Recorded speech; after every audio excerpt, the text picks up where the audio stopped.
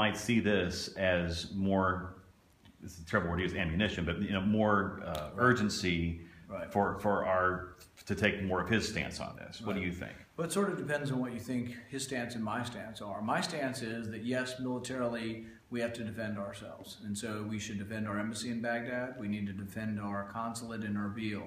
How do we do that? I think we have to defend the embassy, and I think we can defend the embassy with significant air power and in conjunction with the host countries. And I think they need to step up more. I think it's true when he says, oh, this is not going to be won without ground troops.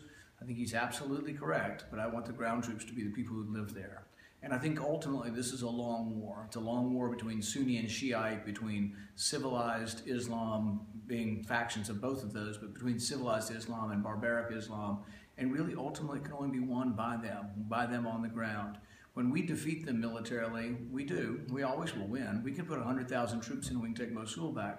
But the reaction to that is then that there's more. There's another decade and another decade.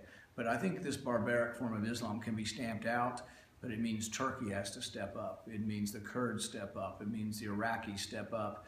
And it means, frankly, the Saudis and the Kuwaitis and the Qataris. All these neighbors should fear this barbaric, horrific form of Islam, and they should step forward and say this doesn't represent Islam. That's when we win the war.